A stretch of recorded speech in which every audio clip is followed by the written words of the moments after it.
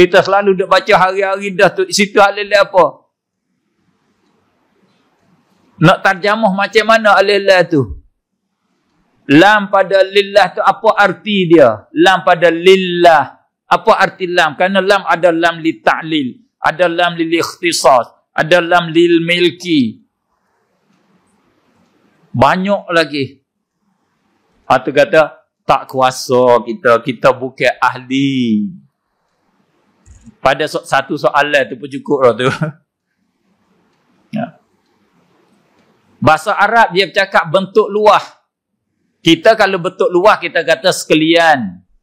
Kita kata kesemua. Gitu ya. Bahasa Arab dia banyak. Ada dia kata sekalian. Kullu bid'atin dhalalah. Ada dia kata jami'un nas. Ada lain daripada sirah begitu, ada lagi dia panggil sirah umum. Lapar menunjuk di atas luah umum. Berapa hak dia bercakap begitu bahasa Arab? Quran bercakap, Nabi bercakap begitu, ada berapa bentuk? Cuba jawab tak? Kenal tak kita? Tak tahu nak sebut pun tak pandai. Macam mana nak jadi driver? Macam mana? Tak masuk le kemampuan kita. Bukan kita bukan ahli. Itulah untuk nak sedar diri kita kata kita tak boleh. Sebab tu kalau kita duk start taraf ini, peringkat ini, kalau kita kembali sendiri kepada neraca Quran hadis, haram serta sampai pada peringkat kufur kita. Tak boleh, tak boleh. Sebab bukan tanggungjawab kita.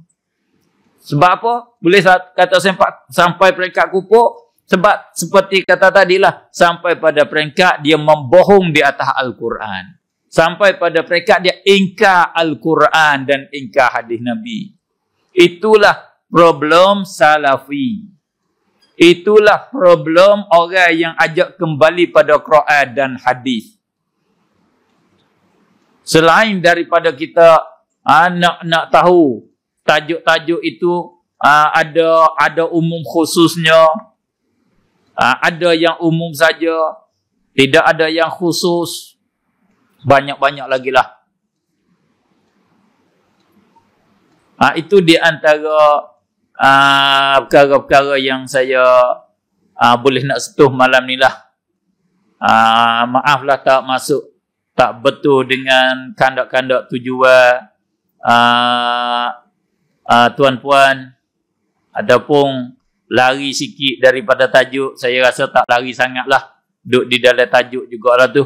Cumanya poin-poin tajuk kitanya banyak lagi. Hak untuk nak menunjuk kata akidah ahli sunnah, akidah Islamiah yang betul, yang lawan dia yang sesat tu banyak lagi lah, banyak lagi. Sebab tu dengan secara kesimpulannya, kita berpeganglah dengan akidah ahli sunnah wal jamaah. Kalau kita nak kembali pada akidah ahli sunnah wal jamaah hak dulu, kita kembalilah kepada kitab orang salaf, di antaranya kitab Imam Ibnu Khafif rahimahullahu ta'ala. Kitab akidah At-Tahawiyah bagi Imam Abu Ja'far At-Tahawi, seorang yang alim hadis dan banyak ilmu yang alim. Itu di antara kitab-kitab ditulis, kitab akidah ahli sunnah wal jamaah yang ditulis oleh orang salaf. Kalau kitab yang ditulis oleh orang belakang, orang Kamadiyah, iaitu kitab Imam As-Sanusi, akidah Sanusiyah yang dinama dengan Ummul Barahin, dan syarah-syarah Ummul Barahin, dan Aqaid An-Nasafiyah, kitab akidah bagi Imam An-Nasafi, Tawdihul Aqaid bagi Abdurrahman Al-Jaziri.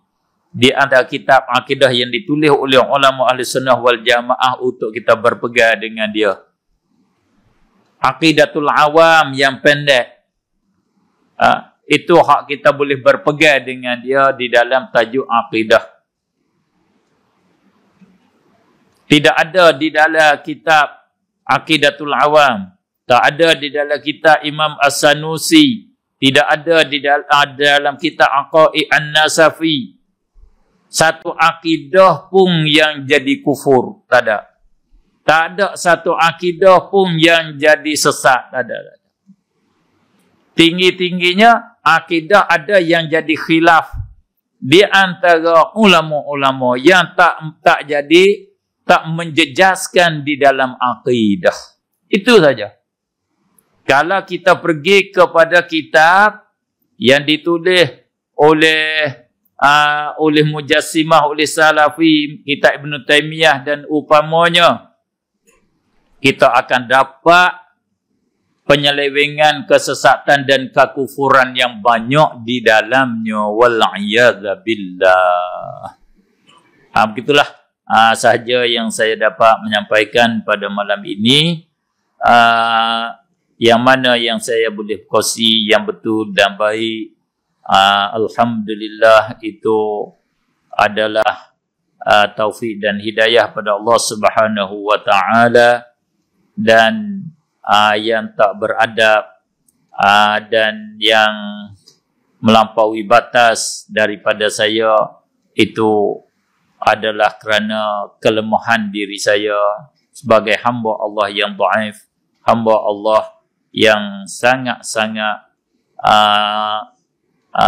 tidak bermakna, tidak mempunyai keahlian, tidak berkeahlian di dalam tajuk.